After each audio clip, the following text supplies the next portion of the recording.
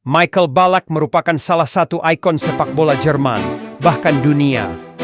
Pria yang identik dengan tendangan geledek itu sering disebut sebagai penerus legenda Jerman, Franz Beckenbauer. Orang-orang menyebutnya sebagai gelandang terkomplit Jerman, sejak era Lothar Matthäus. Hanya sekali melihatnya berlaga, sudah bisa membuktikan bahwa itu tak berlebihan. Seperti Matthäus, Ballack punya kemampuan bertahan sekaligus menyerang tingkat 1. Ia bisa melakukan tackle di lini belakang, lalu tiba-tiba saja berada di depan dan mencetak gol. Bahkan di dalam Game Winning 11 maupun Pro Evolution Soccer saja, kemampuan Ballack terbilang sangat istimewa, di mana shot power 95, shot accuracy 85, balance 91, dan header 94. Dari nilai kemampuan individu tersebut bisa disimpulkan bahwa Ballack adalah pemain yang komplit dengan tendangan seperti geledek. Die bessere Lösung.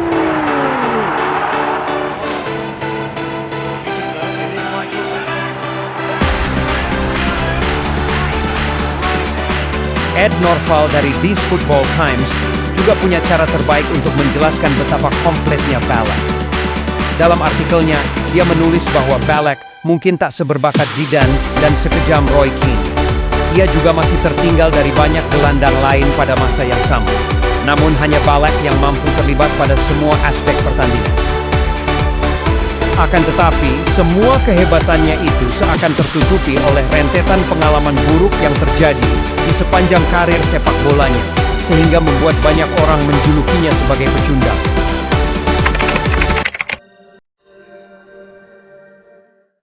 To claim they are the best in Europe. Well, it was a goal, and Torres is in here, and Fernand the wrong side of the net. They are the champions.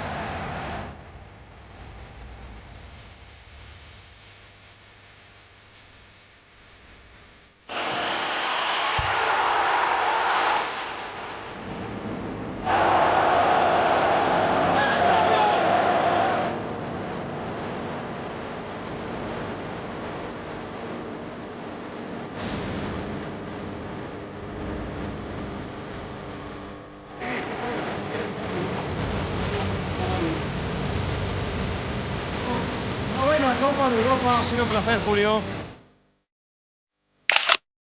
Lahir di Gorlitz, sebuah kota di sebelah timur Jerman, pada 1976. 20 tahun berselang, bakatnya mulai terlihat, meski hanya bermain untuk tim Divisi 2, Chemnitzer FC. Namanya juga terpilih untuk bergabung dengan Jerman umur 21. Permainan cemerlangnya di Divisi 2 yang kemudian memicu Otto Rehhagel untuk merekrutnya ke Kaiserslautern, klub yang saat itu baru saja promosi ke Bundesliga. Langkah itu terbukti tepat, karena bersama pelatih Otto Rehhagel inilah, Kaiserslautern menciptakan sejarah dengan menjadi tim promosi pertama yang langsung juara Bundesliga musim 1997-98. Ketika berhasil membawa Die Roten Teufel meraih juara Bundesliga 1998, semua akhirnya tahu bahwa Ballack bukan pemain biasa-biasa saja. Apalagi, Kaiserslautern kala itu baru saja kembali dari level kedua.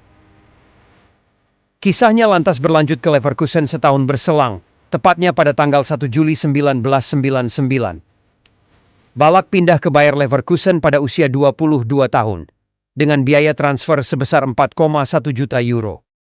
Tetapi di sini penampilan cemerlangnya tak sebanding dengan apa yang ia raih. Salah satu penyebab Ballack begitu sulit meraih gelar adalah nasib sialnya pada laga-laga penting. Di musim pertamanya saja, yakni ketika Bundesliga 1999-2000 memasuki akhir, Leverkusen hanya butuh 1 poin untuk menjadi juara. Lawannya pun relatif gampang, cuman Unterhaching. Tebak apa yang terjadi, Ballack malah mencetak gol bunuh diri yang membuat gelar lenyap ke tangan rival. Lantas julukan Mr. Runner-Up pun akhirnya tersemat padanya, beriringan dengan julukan Neverkusen yang melekat pada Leverkusen usai meraih treble runner-up semusim berselang. Semua terjadi tepatnya pada musim 2001-2002.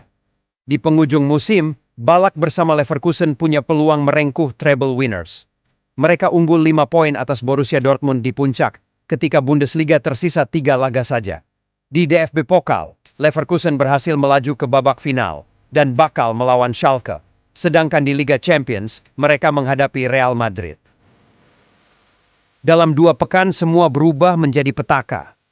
Posisi mereka di Bundesliga disalip Dortmund, yang mampu finish dengan keunggulan 1 angka. Ballack sendiri saat itu adalah top skor klub. Ia mencetak 17 gol di Bundesliga, hanya kalah dari Amoroso dari Dortmund dan Martin Max dari TSV 1860 München yang menjadi top skor dengan torehan 18 gol. Usai kegagalan menjadi jawara Bundesliga, seminggu kemudian kesialan kembali menimpanya. Berhadapan dengan Schalke di partai puncak DFB Pokal, Ballack dan kawan-kawan harus mengakui keunggulan The Royal Blues dengan skor 4-2. Kekecewaan jelas terpancar dari raut wajah para pemain Leverkusen, tapi setidaknya masih ada 1 kesempatan lagi untuk meraih trofi, yakni di final Liga Champions kontra Real Madrid. Final Liga Champions ini merupakan yang pertama bagi Leverkusen di sepanjang sejarah. Wajar saja apabila para fans sangat antusias, sedangkan para pemain diliputi rasa was-was. Petaka pun langsung datang bagi Leverkusen di menit ke-8. Lemparan jauh Roberto Carlos membelah pertahanan Leverkusen dan Raul dengan dingin mencetak gol ke gawang but. 1-0 anak asuh Vicente Del Bosque memimpin. 5 menit berselang Leverkusen berhasil membalas gol itu. Umpan silang dari tendangan bebas Bernd Schneider berhasil ditanduk oleh Lucio untuk menyamakan kedudukan. Akan tetapi gol tersebut hanya menunda pesta El Real, sekaligus awal dari momen legendaris yang akan dikenang sepanjang masa. Roberto Carlos mengukir asis keduanya malam itu. Umpan silangnya disantap oleh Zidane dengan tendangan voli.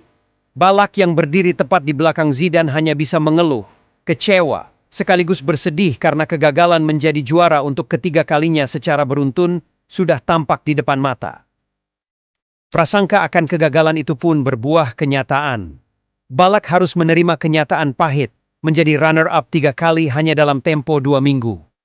Tragedi itulah yang menyebabkan Ballack diingat banyak orang sebagai Mr. Runner-up. Ballack yang kala itu menjadi pemain paling berpengaruh dalam membawa Jerman melaju hingga final. Apa boleh buat, akumulasi kartu membuatnya absen pada laga puncak melawan Brasil. Jerman pun akhirnya kalah 2-0, dan Ballack lagi-lagi jadi Mr. Runner-up. Torehan 29 golnya sepanjang tahun itu seakan tak bernilai apapun, selain memberi kenangan pahit bagi pemain yang identik dengan nomor punggung 13 tersebut. Mungkin Ballack sedikit terhibur, karena di akhir tahun itu ia dinobatkan sebagai pemain terbaik Jerman. Setelah musim menyebalkan itu, Ballack pun memutuskan hengkang dari Leverkusen. Labuhannya pun tak main-main, yakni Bayern München. Meskipun Real Madrid juga tertarik padanya, namun Ballack memutuskan untuk bergabung dengan raksasa Bundesliga tersebut. Ia dibeli dengan nilai sebesar 6 juta euro. Ballack datang bersamaan dengan Zé Roberto, yang juga direkrut dari Leverkusen.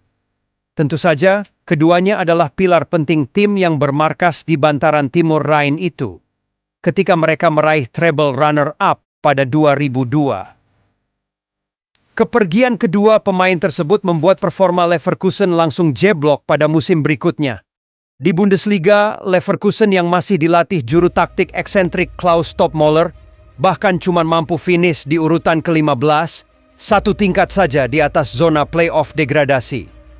Sangat berkebalikan dengan capaian mereka pada 5 musim sebelumnya. Dalam kondisi seperti itu, München masih sempat-sempatnya mengambil aset milik Leverkusen lain. Bek asal Brasil, Lucio, turut mereka bawa ke tanah Bavaria. Namun, itu jadi nama terakhir yang pindah langsung dari Leverkusen ke München, sebab pada musim-musim berikutnya Leverkusen terkesan enggan menjual pemain ke Die Roten. Semua karena peraturan tegas Rudi Völler. Bayern München bisa memberi penawaran untuk pemain manapun yang mereka inginkan dari kami. Namun mereka tidak akan mendapatkannya, kami hanya akan menjual pemain ke klub asing, katanya. Yang Völler lakukan membuat perpindahan Ballack, Zé Roberto, dan Lucio menjadi sangat bersejarah. Merekalah angkatan terakhir yang pindah secara langsung dari Bayarena menuju München. Khusus Ballack, para penggemar sempat mengutuk sejadi-jadinya. Namun Ballack tak pernah menyesali keputusan tersebut. Pertama, karena di Bayern Munchenlah Ballack kembali berhasil meraih gelar setelah terakhir kali mendapatkannya pada 1998 bersama Kaiserslautern. Pada musim pertamanya bersama Munchen, ia bahkan sanggup merengkuh double winner. Kedua, karena di tim ini pula ia mampu mencapai performa terbaiknya.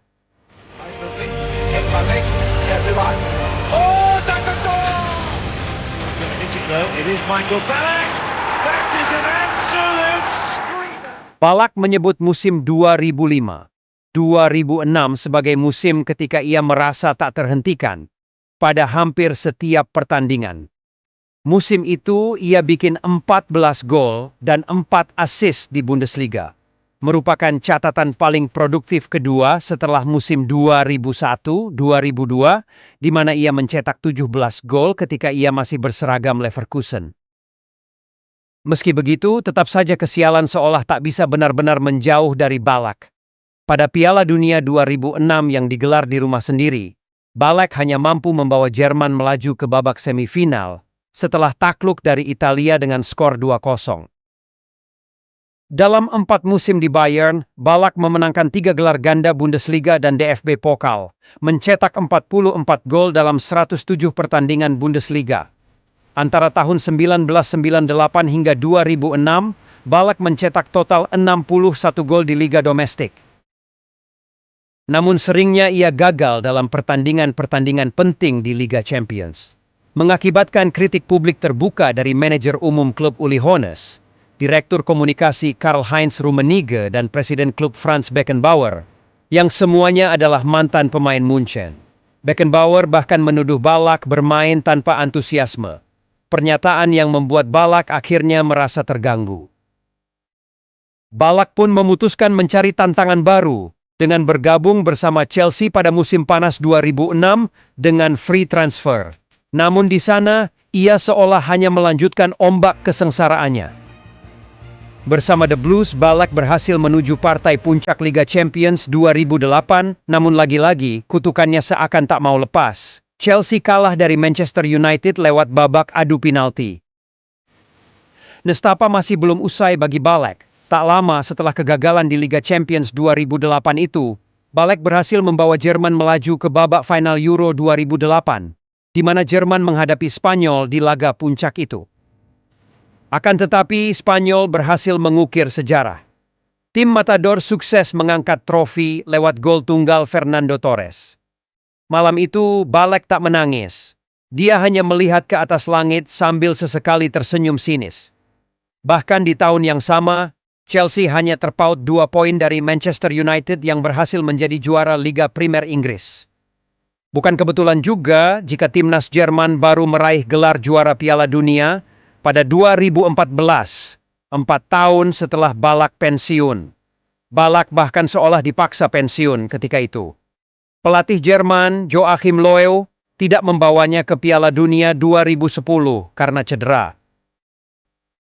Setelah itu, Löw menawarkan 2 laga uji tanding untuk Ballack agar ia bisa menggenapi caps ke-100 di timnas Jerman sebelum ia pensiun. Ballack yang ketika itu kembali ke Bayer Leverkusen menolak dan meresponnya dengan pensiun dari timnas karena merasa tak lagi dihargai oleh Joachim Löw. Pensiunnya Ballack menjadi kesempatan besar bagi gelandang berbakat Jerman lainnya seperti Sami Khedira, Bastian Schweinsteiger, Mesut Ozil, hingga Thomas Müller. Bersama para pemain berbakat itu pun, Jerman berhasil menjadi tim terkuat dunia dengan menjuarai Piala Dunia 2014 di Brasil. Meski begitu, sepanjang karirnya Ballack berhasil meraih trofi Bundesliga dan Liga Primer, 2 trofi paling bergengsi yang pernah diraihnya. Meski begitu, orang-orang Jerman lantas menyebutnya sebagai Unvollendeter atau sosok yang belum lengkap. Gelar Premier League, Bundesliga, dan berbagai raihan domestik lain dianggap tak cukup untuk membuat namanya berada di deretan yang sama dengan pemain hebat lain. Namun ketika pensiun pada 2012, Ballack menyatakan bahwa ia tak peduli. Namun ketika melihat segala dedikasi dan perjuangannya, ia tetap menjadi bagian dari para legenda Jerman. Ia tetap berhasil memenangkan hati para pendukung Jerman. Dan mungkin, itulah kemenangan termanis yang pernah diraih dalam perjalanan karirnya.